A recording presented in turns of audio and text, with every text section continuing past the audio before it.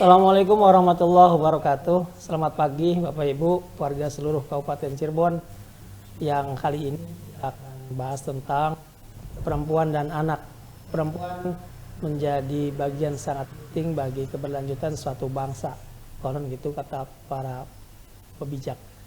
Kemudian anak adalah masa depan satu peradaban. Maka hari ini Bapak Ibu kita akan coba diskusikan tentang bagaimana perempuan dan anak di Kabupaten Cirebon. Di sesi kali ini sudah hadir di tengah-tengah kita Ibu Kepala Dinas Pemberdayaan Perempuan, Keluarga Berencana dan Perlindungan Anak, Ibu Eni Suhaini SKM, MKes, kemudian Ibu Saniri sebagai Kabid. Selamat pagi Bu Kadis, Mbak Saniri, selamat pagi. Apa kabar Bu Kadis? Eling-eling wong wadon katon ayune gitu. Karena yang hari ini kita akan bahas adalah tentang perempuan. Hadir juga di samping kiri saya Mbak Ari. Selamat pagi Mbak Ari. Mbak Ari ini Kepala Bidang Pemberdayaan Pembangunan Manusia Bapelitbangda, kemudian Mas Agung Sekretaris Bapelitbangda. Selamat pagi Mas Agung. Pagi, Assalamualaikum warahmatullahi wabarakatuh. Oke.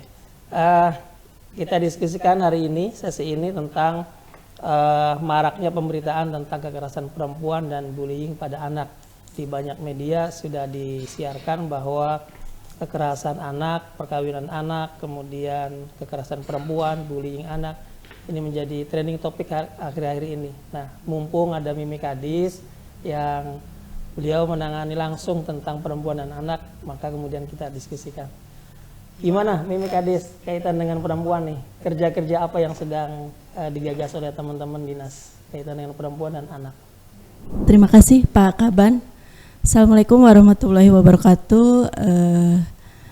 Terima kasih, alhamdulillah pagi ini luar biasa kami dari DPPKB P3A mendapatkan jadwal untuk podcast di Bapelitbangda terkait dengan masalah perempuan dan anak.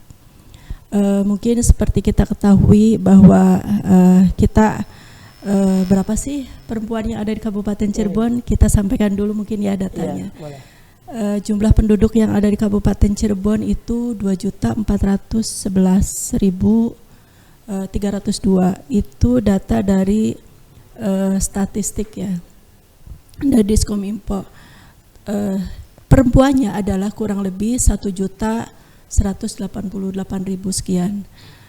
Anaknya yang masuk ke anak itu kan di bawah 0 sampai 18 tahun ya, kurang sehari. Itu kurang lebih ada 703.000 lah, atau 30% dari jumlah penduduk. Nah ini yang perempuan dan anak inilah yang harus kita lindungi, harus kita punya perlindungan khusus supaya mereka itu selain memang mungkin nanti saat ini adalah pemerintah daerah membangun itu kan bukan hanya dinikmati oleh para kaum laki-laki, tetapi juga harus dinikmati oleh perempuan dan anak. Nah ini yang menjadi tugas kami, bagaimana melindungi perempuan dan anak yang ada di Kabupaten Cirebon.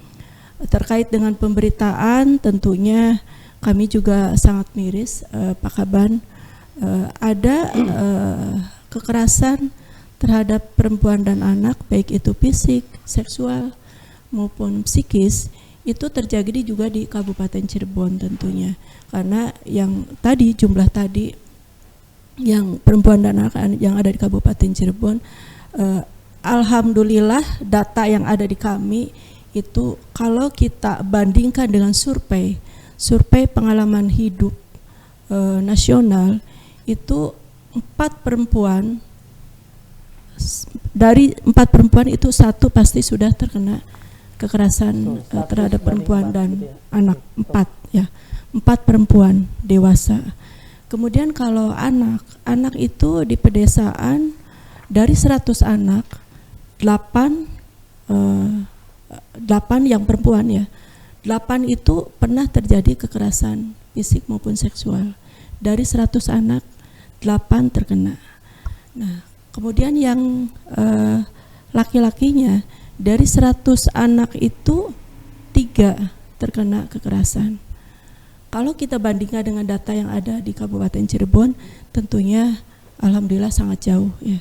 Sangat jauh, tetapi kita juga jangan bergembira dengan data yang ada di kami, karena ini adalah mungkin kita nanti puncak gunung es seperti apa. Iya. Mungkin mereka masih takut untuk melapor, mungkin mereka masih enggan untuk melapor, sehingga data yang masuk ke kami ya masih sedikit terkait dengan kekerasan perempuan dan anak. Kalau kita bandingkan dengan survei yang sudah dilakukan gitu. Melihat kondisi saat ini nih Ibu Kadis, apa yang sudah atau akan dilakukan oleh teman-teman dinas kaitan dengan program penanganan perempuan tadi yang disampaikan oleh Ibu Kadis tadi, ke depan kita mau melakukan apa, langkah-langkah apa yang akan dilakukan? Kegiatan yang sudah kita laksanakan tentunya terkait dengan perempuan dan anak, kita apa yang sudah dikerjakan, kalau yang tanpa anggaran mungkin ya, mungkin inovasi kita kemarin kegiatan dengan kegiatan Sekoper Cinta, Sekolah Perempuan Gapai Cita-Cita.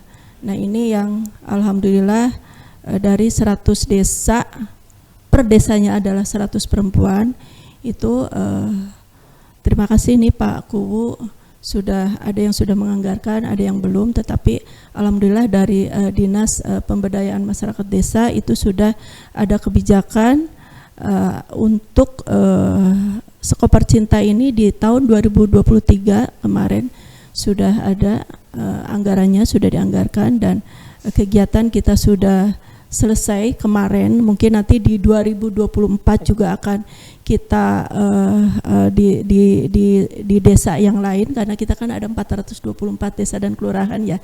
Ini baru 100 desa ditambah 4 yang sudah tahun-tahun sebelumnya. Jadi kita sudah 104 desa kegiatan sekolah perempuan Gapai Cita-Cita. Dan luar biasa, mereka semua antusias, semangat. Kemudian juga kita juga pada saat ada kasus, kita juga teman-teman ini dari PPA juga tentunya langsung penjangkauan kasus, asesmen, kemudian kita juga intervensi dengan kita punya di lini terdepan yang langsung ada di masyarakat. Kita punya ada UPT P5A. UPT P5A ini di dalamnya ada Motekar, ada tim pendamping desa, ada tenaga yang honor dari provinsi, teladan KB. Nah ini teman-teman yang di lapangan pada saat kita ada kasus, kita karena kan jangkauannya kan luas ya Pak Kaban, sehingga sebelumnya ya teman-teman dari UPT ini yang langsung respon untuk intervensi asesmen dulu ke korban, kemudian pendampingan itu bisa pendampingan ke Polres, ke rumah sakit untuk pendampingan kesehatannya. Jadi sudah kita laksanakan apa yang mesti kita berikan yang terbaik buat masyarakat Kabupaten Cirebon. Ya, iya, betul. Jadi kita pada saat ada kasus memang itu harus target harus 100%. Pada saat ada kasus kita harus intervensi. Hanya memang kita masih pelayanannya itu masih kegiatannya masih gabung di bidang PPA. Yang harusnya saat ini kan sudah ada Undang-Undang Tindak Kekerasan Seksual TPKS. Sejalan dengan Peraturan Menteri Dalam Negeri Nomor 12 Tahun 2017. Jadi setiap pemerintah daerah wajib membentuk UPTD PPA. Baik, makasih Ibu Kadis. Luar biasa ini secara regulasi pemerintah pusat begitu concern terhadap perempuan dan anak. Tinggal nanti kita sikapi di daerah ya Bu Kadis ya. Sebelum nanti ke Mbak Saniri, saya pengen ini nih minta tanggapan Mbak Ari nih. Mbak Ari, gimana nih perencanaan makro kaitan dengan pembangunan perempuan dan anak ke depan 2025, 2045 ya. Monggo Mbak Ari. Ya, Pak Dangi, jadi dari bidang PPM memang juga concern Pak terkait dengan perlindungan perempuan dan anak ini, karena memang tadi sudah disampaikan sama Bu Kadis, komposisi anak kita memang secara kependudukan memang tinggi 31% ya Bu Kadis. Perempuan juga untuk seks rasio kita juga perempuan itu sudah 49,%, hampir setengahnya lah dari penduduk laki-laki. Nah, di 2035 Pak, ini memang ada perubahan terkait dengan jumlah penduduk kita atau perbandingan antara laki-laki perempuan dan perbandingan antara usia anak dengan dewasa ya. Kita nanti di 2035 itu akan lebih banyak lansia Pak, 60 tahun ke atas gitu secara komposisi, sedangkan anak-anak itu juga sudah mulai berkurang karena memang tingkat fertilitas kita juga menurun Pak, gitu kan. Jadi ya Bu ya, jadi mungkin ini juga harus menjadi concern kita Pak, bagaimana nanti pembangunan ke depan kita terkait dengan perlindungan perempuan dan anak. Kasus kekerasan di Kabupaten Cirebon sendiri juga tinggi Pak. Untuk tahun 2022 94 kasus itu yang dilaporkan Pak, 24 kasus, dan itu ada kenaikan 14% dari tahun 2021. Itu yang dilaporkan ya Bu Kadis ya, karena memang permasalahan di kasus-kasus terkait dengan perempuan dan anak ini banyak yang nggak bisa speak up Pak, karena memang mereka masih punya ketergantungan yang tinggi terhadap si suami ini ketika mereka mengalami kekerasan oleh suami gitu, dan akhirnya kan mereka pasrah. Terus juga dari sisi hukuman mungkin Pak kurang kurang membuat jerak gitu ya Pak. Begitu keluar lagi mungkin kan para istri-istri, para perempuan ini sebenarnya kan juga mungkin mengalami ketakutan seperti itu Pak. Jadi memang tinggi gitu. Jadi kita memang perlu mendorong gitu Pak di tingkat perencanaan kita untuk memasukkan mungkin isu strategis ini bahwa perempuan dan anak itu memang harus perlindungan. Dan yang satu hal juga lagi Pak, terkait dengan sekarang keterbukaan informasi publik, kita kan mau tidak mau sekarang maraknya media sosial gitu kan, kita seperti tidak ada saringan ya Pak. Nah itu juga salah satu penyebab terkait dengan pelecehan seksual terhadap anak gitu, karena memang dari situlah biasanya awal mula kasus kekerasan atau pelecehan seksual terhadap anak-anak kita yang di usia itu. Dan nanti kita ke depan juga akan mulai concern ke sini Pak, perlindungan pemberdayaan perempuan anak. Iya, makasih Mbak Ari. Ini luar biasa nih angkanya, 94 ya Mbak Ari ya? Iya, 94 kasus ya, di 2022. Yang 2023 belum ya? Mudah-mudahan tidak semakin menanjak gitu. Iya Pak. Kalau menanjak kita yang repot nanti nih, bahwa perempuan menjadi korban kekerasan dan seterusnya, kira-kira gitu.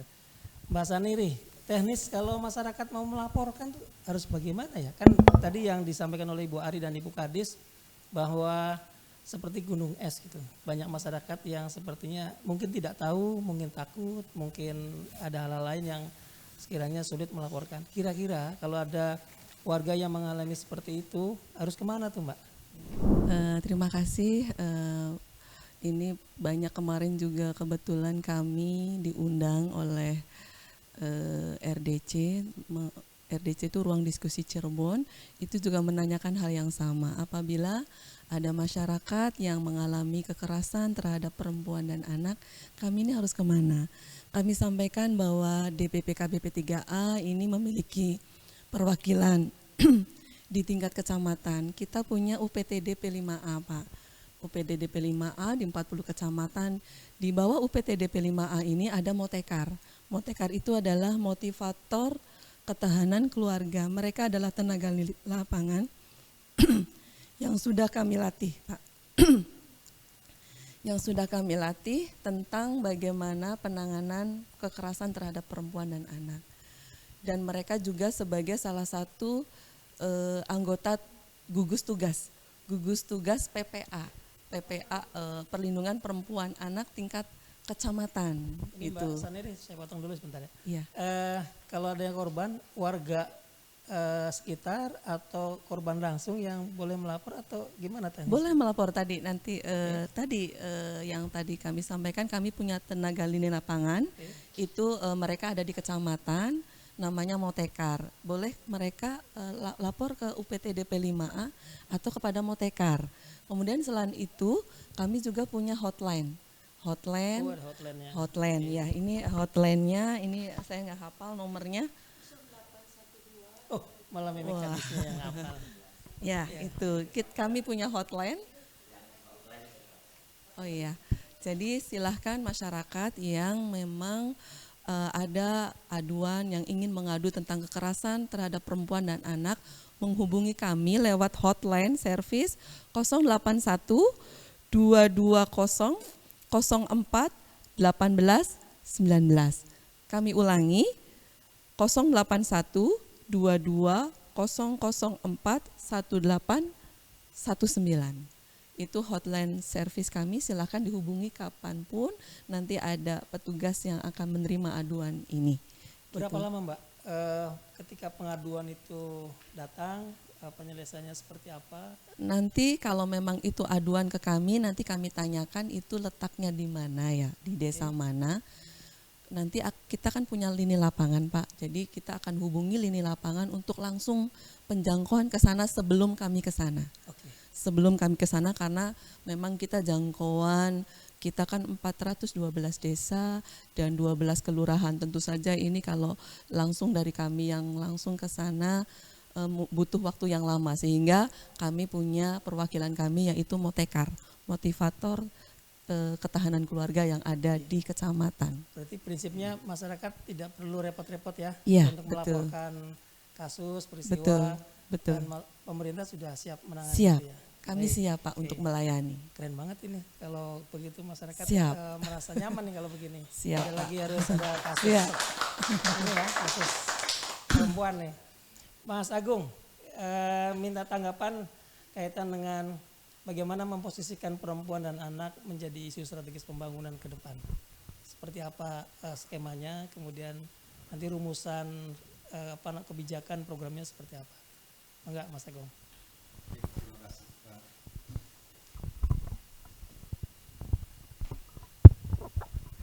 Terima kasih Pak Kaban, ini isu yang menarik tema bahasan kita pagi hari ini. 2030 atau 2040 itu datanya bahwa usia produktif itu nanti akan proporsinya 60% lebih besar ketimbang dari usia yang non produktif. Ini berarti harus ada upaya serius gimana caranya generasi baru kita yang usia produktif ini dikelola dengan baik. Kalau tadi misalnya berangkat dari data kenaikan 2021 ke 2022 14% angka kekerasan terhadap perempuan dan anak tadi, ini angka yang saya kira tidak main-main dan harus diperbaiki terus ke depan, dan akan menjadi isu yang utama kita canangkan dalam dokumen rencana pembangunan ke depan. Yang kedua, kaitan dengan bagaimana intervensi ke depan dalam program kegiatan nanti, saya kira antara pemerintah daerah, kabupaten, dengan teman-teman di wilayah khususnya di grassroots, di desa, kita sama-sama ada arahan langsung. Kalau kabupaten itu ada SDGs dan desa juga ada SDGs desa, semuanya mencanangkan terkait dengan isu gender ini. Gitu. Jadi kenapa itu terjadi 14% itu? Saya kira kita lihatnya sangat sederhana. Itu nggak mungkin terjadi kalau dalam sebuah lembaga keluarga itu sudah ada terwujud aspek kesejahteraan yang sangat ideal. Jadi dari sisi pengetahuan, pendidikan, ekonomi, kemudian menjadi satu keluarga yang produktif itu sudah terjadi. Makanya dari aspek ya program bagaimana kita memperbaiki kualitas pendidikan ataupun kuantitasnya gitu, itu harus disasar ke depan. bagaimana kita menciptakan keluarga yang sehat, yang produktif secara ekonomi, itu juga harus jadi metode ke depan, Pak Kaban. Penanganan perempuan dan anak ini tidak satu sektor ya. Betul. Sektor ada ekonomi, ada pendidikan, ada kesehatan. Ya. Kira-kira gitu. Kasih Mas Agung, Bu Kadis, kembali ke Ibu Kadis ini. Dinas kan pasti punya keterbatasan nih, punya hambatan lah, kira-kira punya tantangan. Kira-kira langkah yang dilakukan oleh Ibu Kadis dan teman-teman di internal menggandeng tadi yang disampaikan oleh Pak Agung, harus kebersamaan gitu.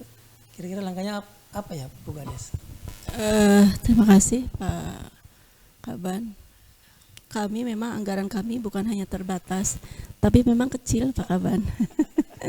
Anggarannya kecil, tetapi kami tetap semangat. Karena apa? Karena saya yakin urusan perempuan dan anak kan memang bukan hanya urusan DPPKB P3A.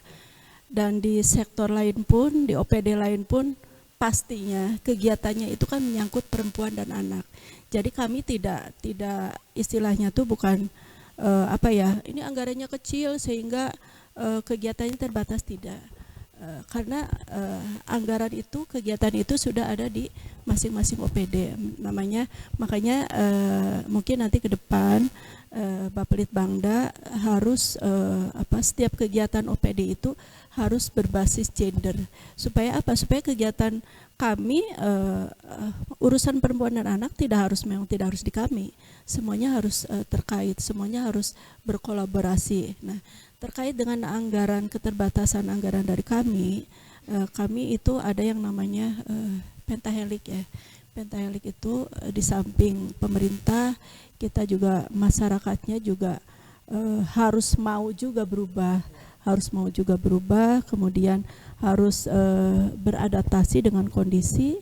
Kemudian juga kita juga punya swasta, tentunya ada BUMN, ada BUMD, ada perbankan, kemudian kita juga ada perguruan tinggi di Kabupaten Cirebon banyak lah, sehingga kita juga selain kegiatan yang dari Pemda itu kita laksanakan, kita juga berkolaborasi dengan yang namanya perguruan tinggi. Misalnya kita contohnya di P2TP2A, namanya P2TP2A itu akan Pusat Pelayanan Terpadu Pemberdayaan Perempuan dan Anak. Di situ SDM-nya harus ada.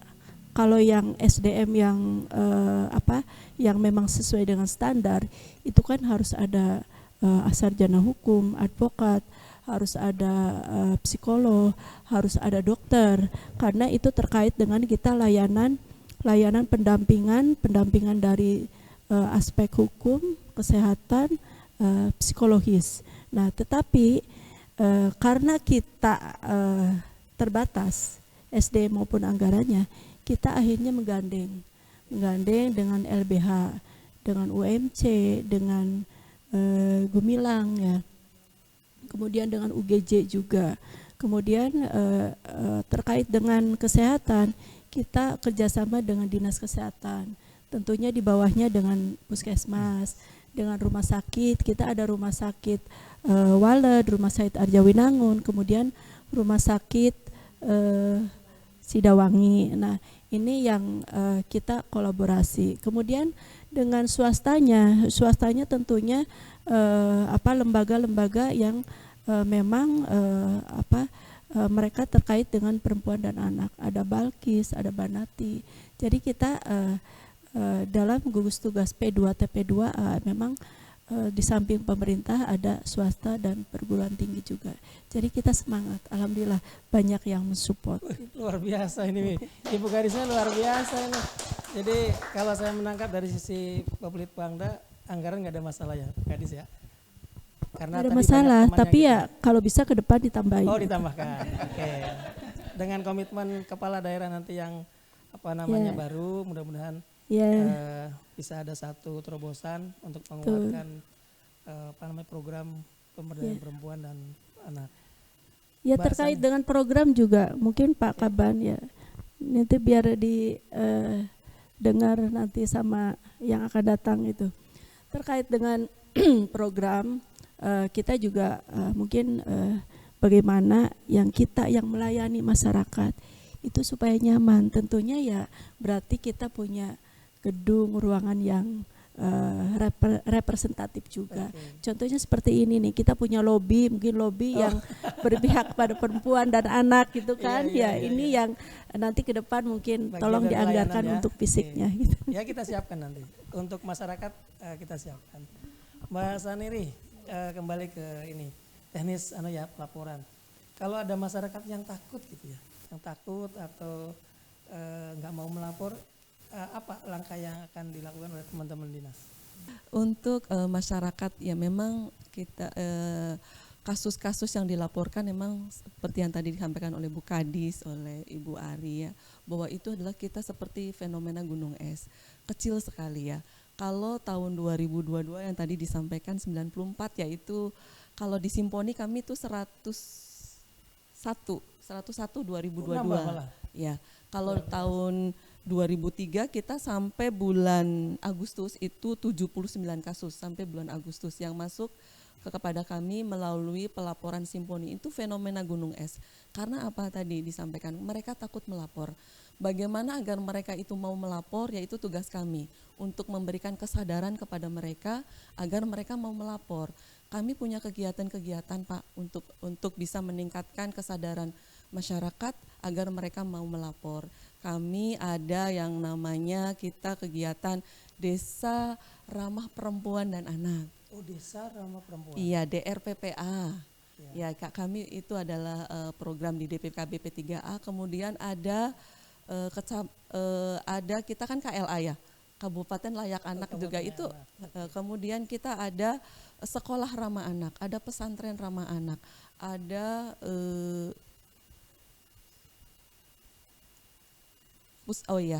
kemudian kami ada Puspaga, Pusat Pendidikan Keluarga, yang itu adanya di kantor kami Pak. Oh iya. Tadinya kantornya di Kemantren, tetapi memang butuh rehab ya Bu ya, untuk bisa mengaktifkan kembali Puspaga di Kemantren. Dan itu kami mohon sokongan dari ya Bu ya, untuk Puspaga ini agar itu bisa berfungsi kembali. Sementara ini Puspaga ada di bidang PPA Pak, sementara. Jadi kalau ada masyarakat yang memang memerlukan konselor, kami layani di Puspaga. Kalau masalah tadi yang takut melapor, kami ada acara edukasi ke sekolah-sekolah Pak. Ada edukasi ke sekolah-sekolah. Melalui Motekar juga, itu mereka Motekar juga melakukan edukasi kepada masyarakat. Yang terkena dampak kekerasan tidak perlu takut harusnya ya? Tidak perlu takut, mereka harus kita berikan kesadaran untuk berani untuk melapor. Gitu untuk tidak. Baik, makasih Demikian. Mbak Saniri. Mbak Ari, kembali ke Mbak Ari nih. Rancangan strategis yang akan disiapkan untuk dinas PPKB P3A ini apa Mbak Ari?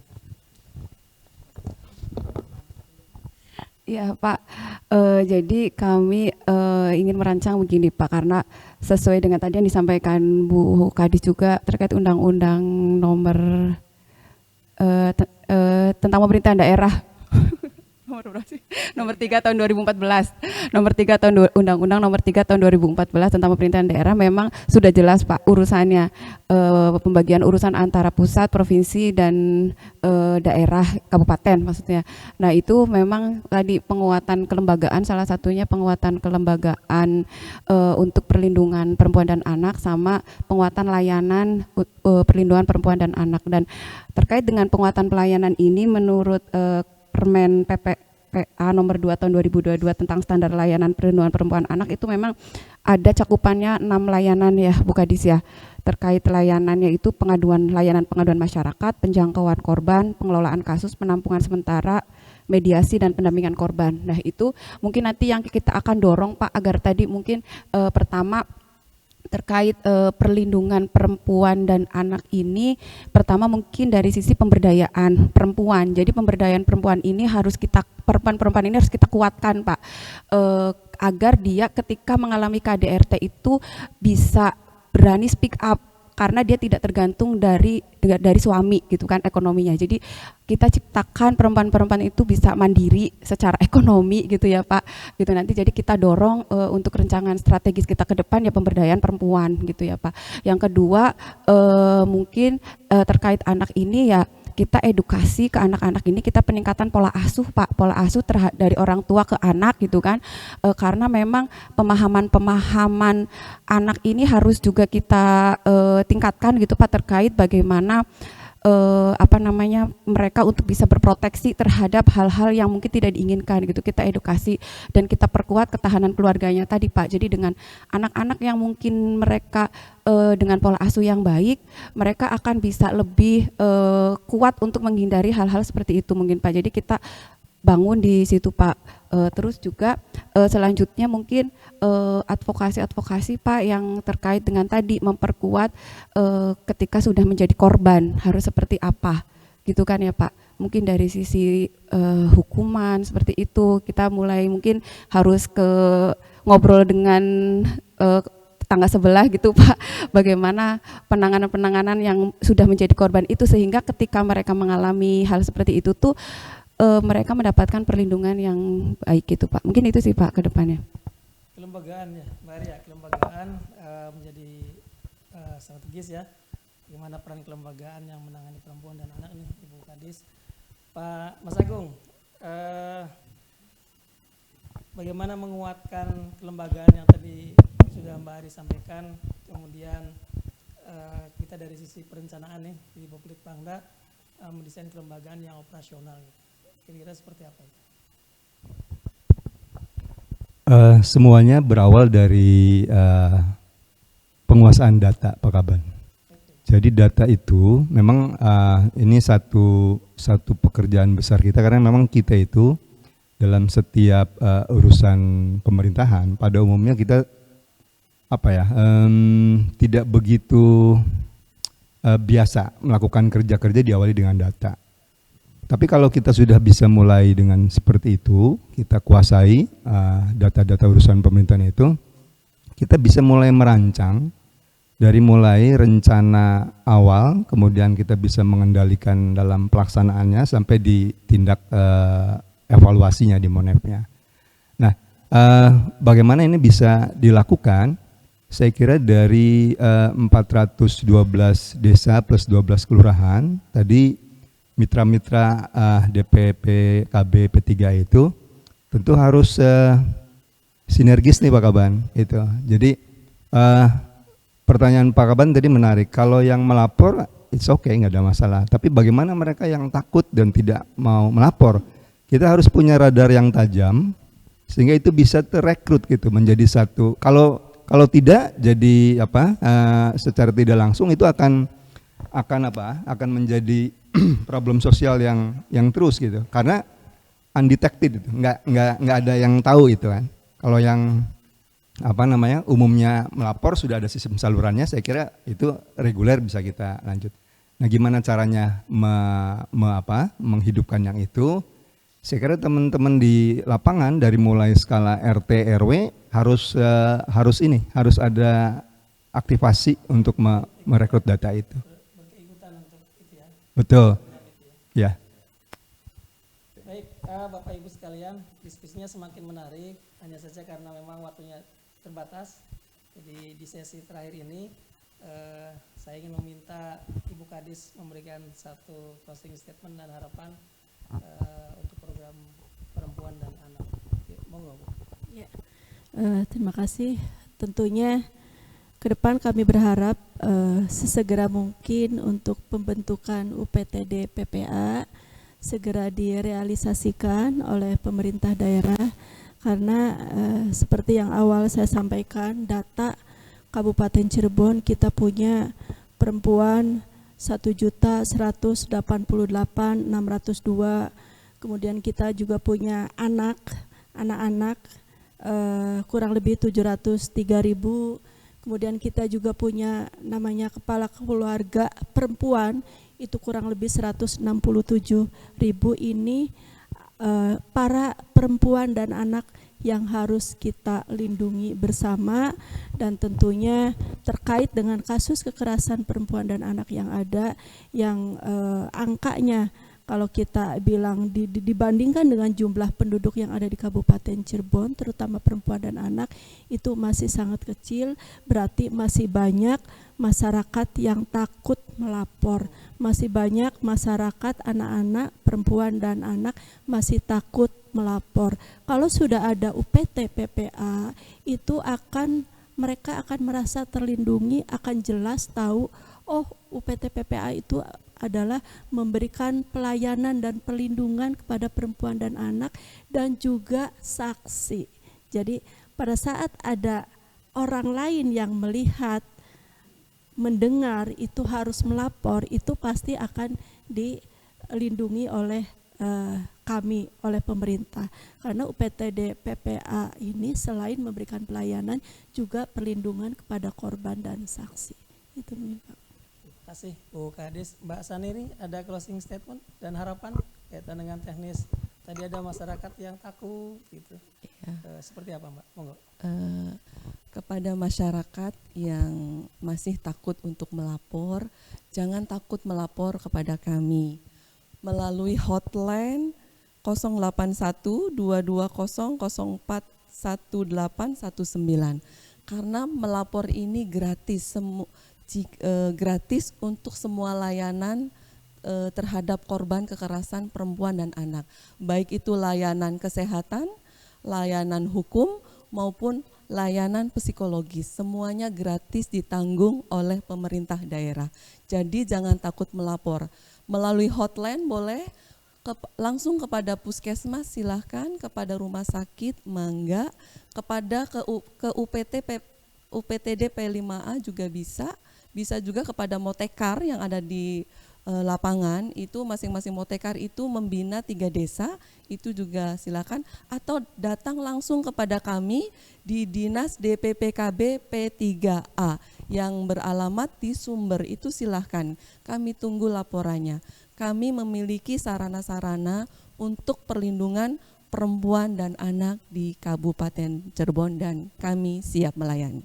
Demikian Pak. Keren ini, dinas semua lini sudah ada ini. Keren banget, harusnya sih sudah tidak ada lagi korban yang takut melapor ya. Sudah tersedia dari mulai desa, polsek, puskesmas, apalagi UPT, kecamatan, rumah sakit. Wah, semuanya sudah menyediakan ini ya, layanan untuk penanganan itu. Keren, luar biasa ini. Terima kasih. Mbak Ari, closing statement kaitan dengan bagaimana program strategis ke depan.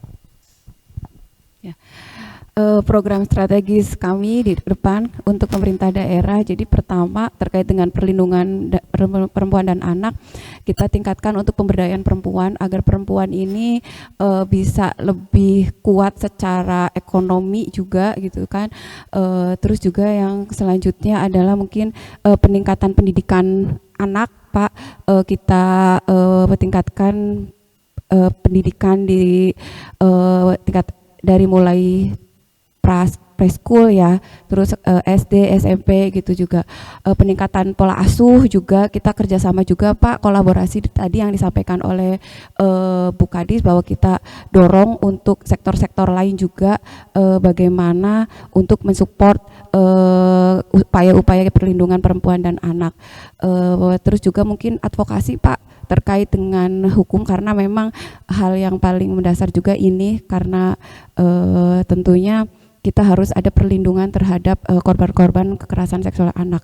Terus juga mungkin Pak yang terakhir, pengelolaan informasi publik mungkin Pak. Jadi karena ke depan itu tantangan di era digitalisasi kita, ada semacam pengaturan-pengaturan informasi publik gitu kan ya Pak, pendampingan juga ke sekolah, bagaimana untuk internet sehat mungkin Pak, internet sehat gitu ke anak-anak, bagaimana pengelolaan pengawasan kontrol masyarakat juga terhadap anak-anak ini juga, mungkin itu Pak program kedepannya. Baik, makasih Mbak Ari. Mas Agung, monggo dengan closing statement. Ya, makasih Pak Kaban. Jadi kalau kita evaluasi dokumen RPJPD kemarin, itu ternyata IPM kita naik ke 0,6 poin dalam 20 tahun. Jadi per tahunnya hanya 0,3 per tahun. Saya kira itu relatif agak kalau kita lihat akselerasi itu di level rendah itu. Nah, IPM ini dari sektor pendidikan, ekonomi dan daya beli, saya kira ini nggak mungkin bisa dilakukan dengan baik kecuali mereka memang generasi baru ini dikelola, dididik, didekati. Kan orang terdekatnya itu adalah dari ibu gitu, dari wanita gitu. Kalau kita kenali wanita itu tiangnya negara gitu. Jadi harapan kami ya harus diperkuat itu yang terkait dengan eksistensi peran wanita itu. Nah, yang kedua mungkin kaitan dengan urusan ataupun pengaruh utamaan gender ini nanti DPP KB P3A dengan kami di Bapeda kita akan siap tandem Bu Kadis bagaimana isu PUG ini bisa disinergiskan dalam urusan-urusan pemerintahan di semua sektor karena ini multi ya ininya urusan seperti ini. Sebetulnya sudah dilakukan, cuma ini tinggal diakui gitu, dibuat narasinya gitu sehingga kita akan lekat pikiran kita semua ketika melakukan itu sebenarnya kita memang sudah melakukan isu PUG tadi. Nah, yang terakhir barangkali kaitannya dengan saya nggak terlalu pas dengan istilah setara gender karena setara itu belum tentu ini ya, belum tentu sama gitu. Maksudnya kayaknya kita bisa lebih mengarahkan ke keadilan gender gitu. Kalau keadilan gender itu saya kira akan lebih proyeksinya ke depan nggak mungkin itu dicapai kecuali perempuan itu makin sejahtera, makin produktif, makin sehat, karena memang pengetahuannya bertambah, meningkat gitu. Jadi ini kaitan dengan ke depan itu bagaimana kita bisa meningkatkan kualitas dan kuantitas pengetahuan pendidikan gitu, terutama untuk kaum perempuan itu. Saya kira itu Pak Kaban. Oke, makasih Mas Agung. Bapak sekalian, diskusinya semakin hangat, tetapi karena waktunya terbatas, saya kira untuk sesi kali ini Ibu Kadis, Mbak Saniri, Mbak Ari, Mas Agung kita cukupkan. Terima kasih sudah berbagi informasi, berbagi semangat untuk membangun Kabupaten Cirebon dari sisi perempuan dan anak. Kebijakan hari ini Pak Bupati sudah menggelontorkan satu skema yang sangat luar biasa untuk mendukung bagaimana pembangunan perempuan dan anak agar bisa menjadi unsur pembangunan Kabupaten Cirebon yang lebih baik. Terima kasih sekali lagi, kita tutup dengan baca hamdalah. Assalamualaikum warahmatullahi wabarakatuh.